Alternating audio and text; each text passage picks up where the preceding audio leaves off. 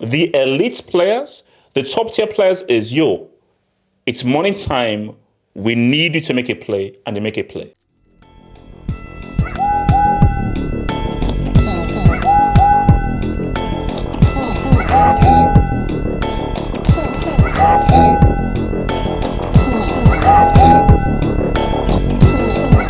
This game was about KDB. It was about KDB. And De Bruyne has shown time and time again that, I am very crucial and important to this team. We know my passing, my decision making, the quality that I bring. But it's one thing to have talent, but it's another thing to execute when your team needs you.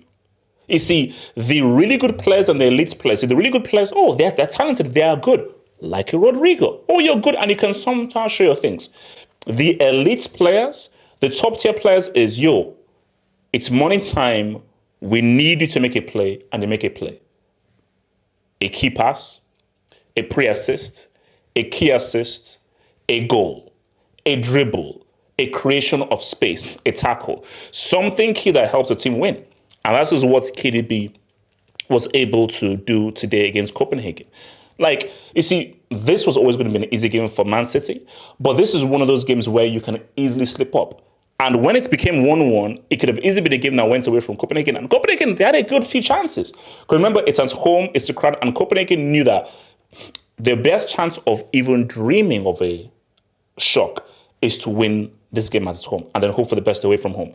But for City, they're like, no, let's not even give these guys any chance, any sniff whatsoever. Let's try and make this happen and not even leave anything across. And I think when you just look at the 3 goal scorers, De Bruyne, we already know about him.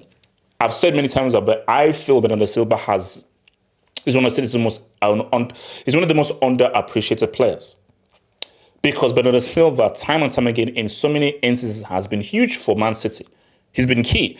And I don't feel Bernardo Silva gets enough love. That's my view. I don't know what you guys think, but I feel that what Bernardo Silva does, I think it goes under the radar, and I think it goes underappreciated. It goes underappreciated what this guy does, because I think what this guy does is very key. It's very key what this guy does. It's very important. And I think that he has been pivotal to everything good that Man City have done. And for your boy Foden, I've always been a Foden fan. And he's finally catching fire. And I believe that with Mahrez now gone, there's now focus on, kid, it's on you now. Because with Mahrez there and other guys there, okay, he'd play here, not play there, play there. Now you're not seeing he's now a major feature in this team, and he now has to play a major role. Because remember, when you come into that England team, it's going to be very hard to get into the African team, specifically with what Bellingham is doing. So for Foden, he's scoring goals. He's now really getting the momentum.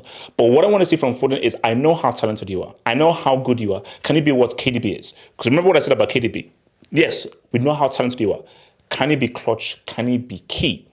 So now we're now getting into that key league game. When you play Liverpool again, when we're now looking at the Arsenal game, we're now looking at an FA Cup semi.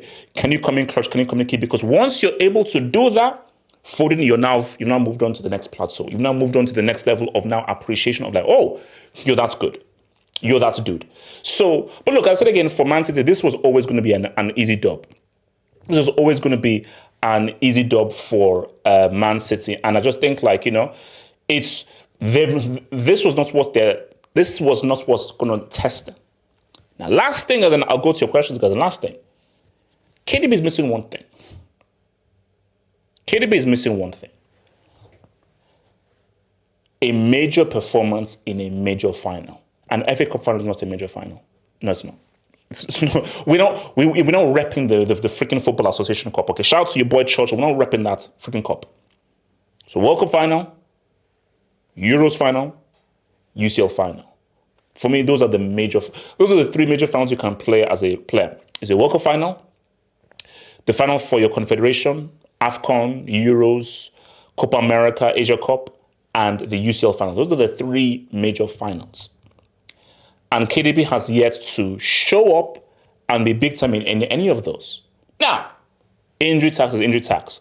But for me as a I don't give a damn. Injury or not injury, I don't care. Facts remains that we have yet to show up in a major final. So that's why, for me, KDB has yet to really go into that plateau. And he has a great opportunity this year. Because City, I think, are odds-on favourites to make another final. 100%. I think City most likely will make the UCL final. Against who? I don't know. Once it's not UCL final, I hope KDB doesn't get injured. Because I want KDB to be, okay, now, you're fully fit, no injury. Can you come on big and execute? Because I'm sorry, City's most important player last season was Rodri. If you had to just pick one name. The team was amazing. Pep did this thing. Pick one name. It was Rodri. His consistency, his performances, how important he was, and he scored arguably one of City's most important goals, which was the goal to give them their first UCL dub. I'm sorry, Rodri was more important than KDB. So for KDB, that's what I needed to do, where cometh a final. Because you know what Drogba did for Chelsea. You know what Cristiano did for United, and what Cristiano did many times for Real Madrid. What Messi has done for Barca. What Edso did for freaking Barca on 2 occasions. We need you in a final to come on clutch and say what's up. Because once you do that, then it's like, aha, no, you're not that good. Because that's the only thing he's missing. The only thing he's missing is, in a major final, I came up big for Man City.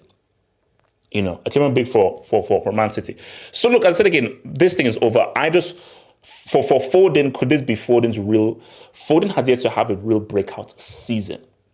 He's always been flirting with it, but he's really not yet had a real big breakout season. But okay, I'm really that freaking dude. And for the boy of the land, look, but that's what makes City so dangerous, guys. Haaland didn't score. Bro, he hardly did anything in this game. Bro, Haaland hardly did anything in this game. This is your goal-scoring freak, your goal-scoring machine. This is goal-scoring phenom. And they didn't need him, which is what makes City so difficult. Is you can have your main striker, your top striker, this goal-scoring guy who's dropped 5 Gs in a game. And it's like, no, it doesn't really matter. Because Foden can get it. Your boy, De Bruyne can get it. So many other guys can get it. And if they don't get it, Haaland can get it. So for City, they're going to be difficult, guys. They're going to be very, very difficult coming through. They're going to be very, very difficult to beat, man. It's UCL, it's knockouts, guys. But if City gets no major injuries, unless we see something crazy, they're going to be difficult to beat. I want to see that City Real Madrid game.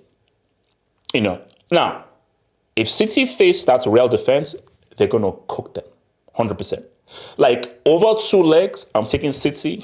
In a one-off game, I can't bet against Real Madrid in the final. I just can't do that. In a one-off game, I'm always going to ride with Real. But over 2 legs, I want to see everyone fully fit. So a dream scenario is like a UCL semi. Everyone is fit. Let's go again, bro. Let's go again, and let's see how both of these guys go. Because I think that could potentially be a really, really quality, amazing game, between City and Real.